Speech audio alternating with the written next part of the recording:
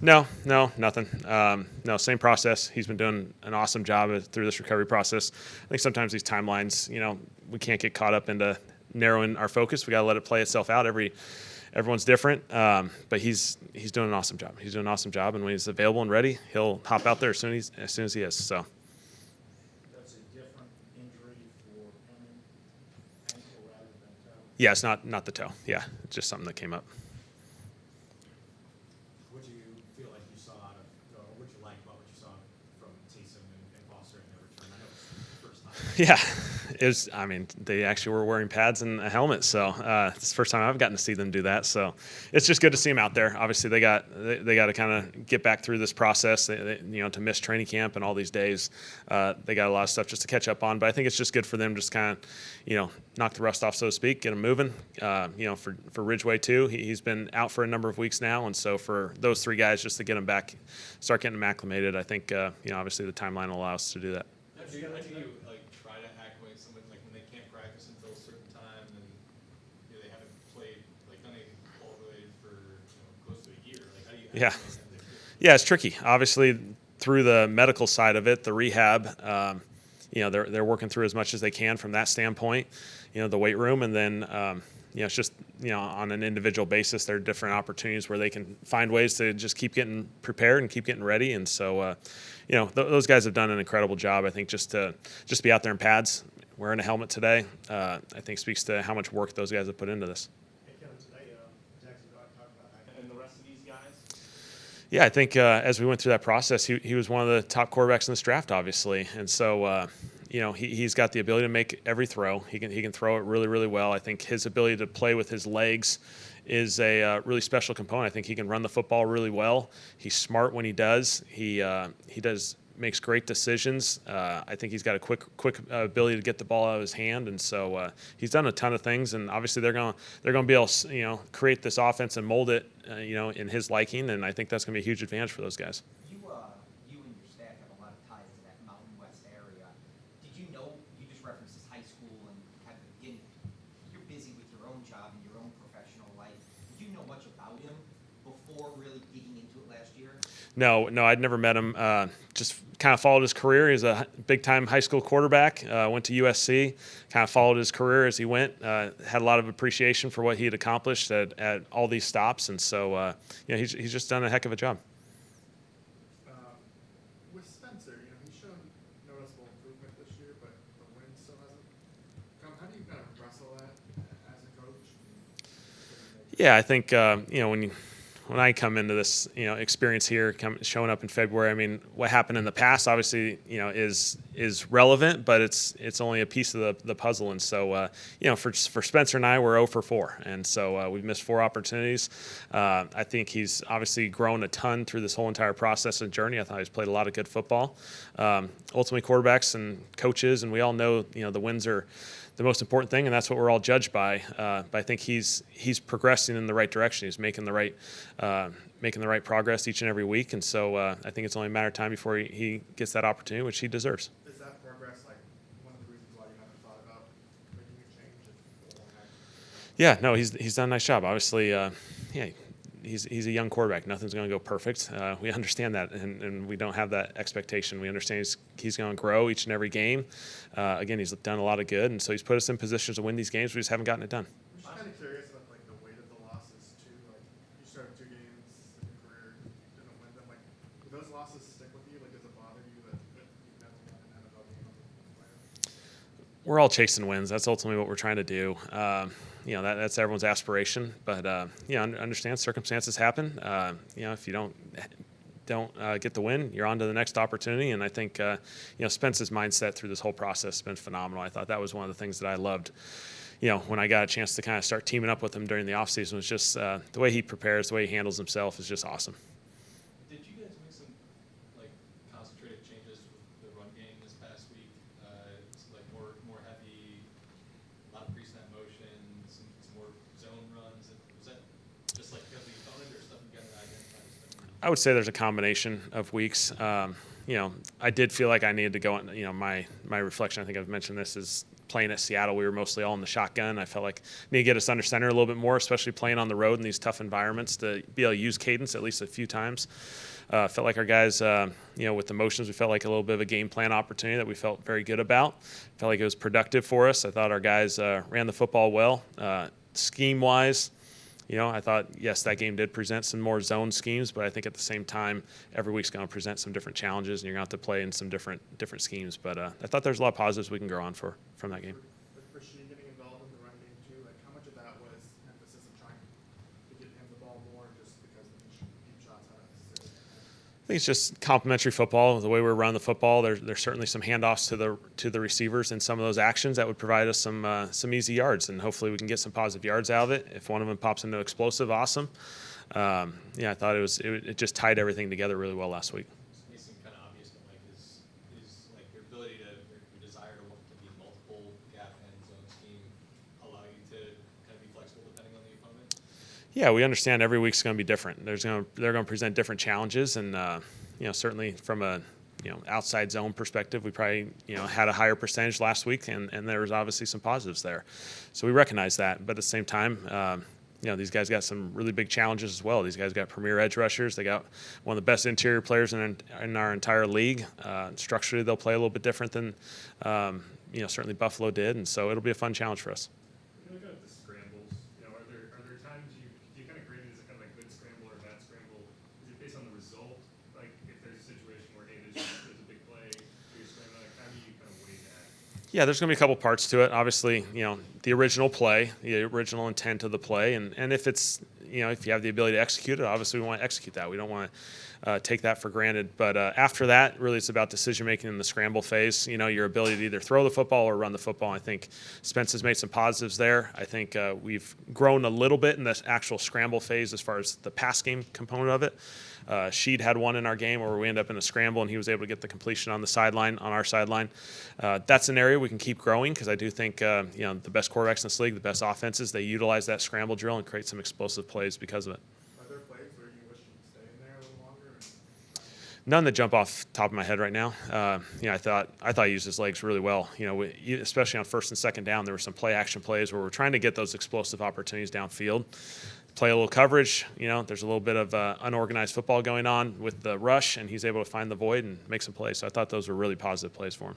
Kellen, with Jaxson being so unique, you knew you were going to have him available to work plays on the field in the offseason. Are you still trying to draw up things for him, or is his role just going to have to be limited by necessity since you get that offseason? I think it'll just be a process as we, kind of build it as we go. Obviously, he's got a lot of stuff just from a physical standpoint to get acclimated, and then we'll just see how it goes. And obviously, he's got a lot of stuff that he's done in his past. And he just plays a lot of other positions. He's a unique player. Certainly I've never, coached a guy or been around a guy who plays this many positions. And so, I think it's really us just working together as we kind of build this thing in the future and put him in the best position to be successful. I apologize if we asked this before. Does he have a primary position for you? Tight end or quarterback? We put him as a quarterback because that's obviously what most of his career he's been positioned as, because obviously he's got a lot of experience there, and so within that he obviously plays a number of other positions, and so I think where he's listed as a starting point and where he goes is every single week, as we all know. You guys have 21 days to work with it, but Yeah. do they have a shot at playing? We'll see. These guys came off of ACLs, knee injuries. It's been a long road, and so I'm excited just to see him out there playing football. And we know there's a process with this.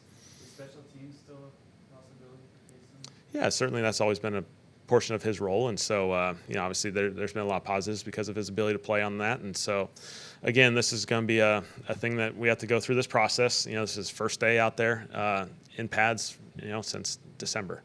And for Foster the same way. Did Trevor avoid kind of that high ankle sprain? Yeah, we'll just kind of see how it all progresses. I think he's trending well.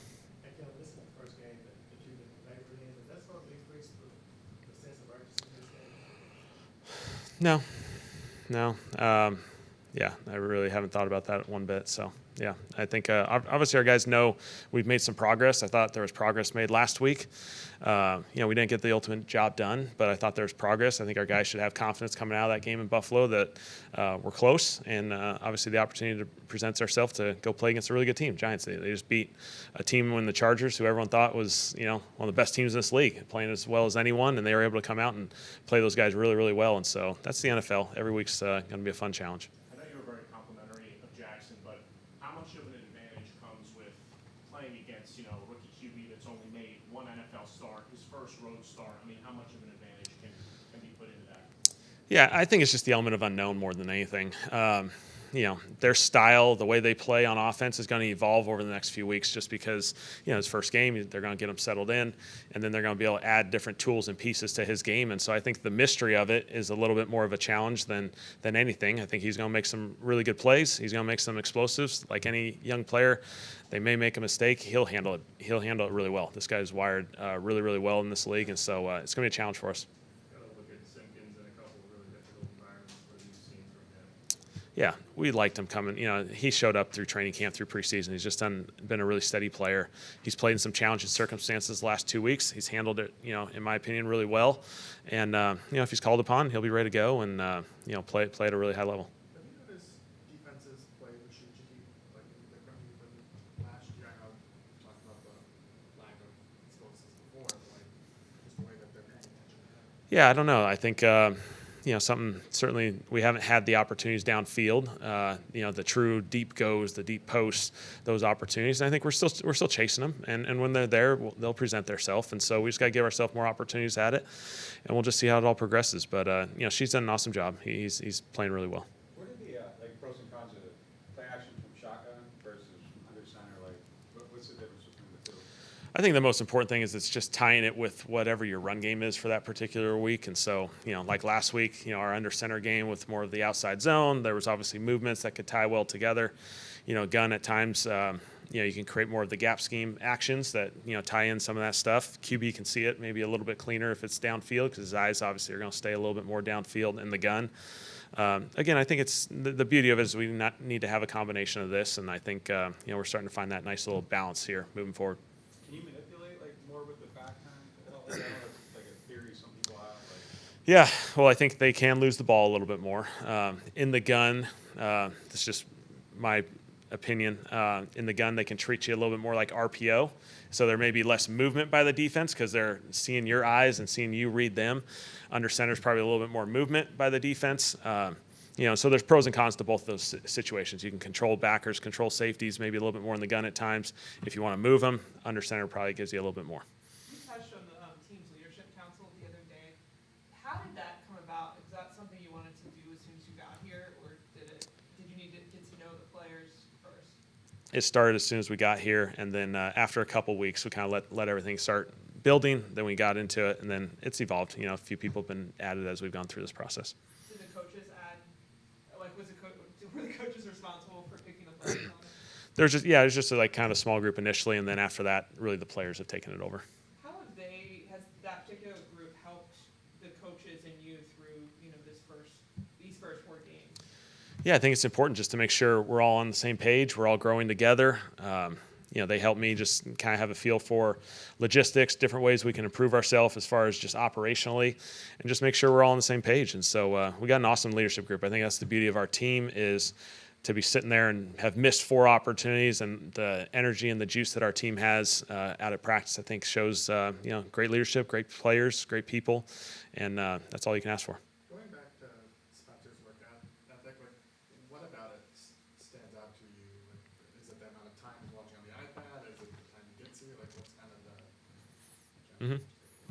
Yeah, I think he just does an excellent job. He utilizes every tool imaginable between film, walkthrough, virtual reality, classroom.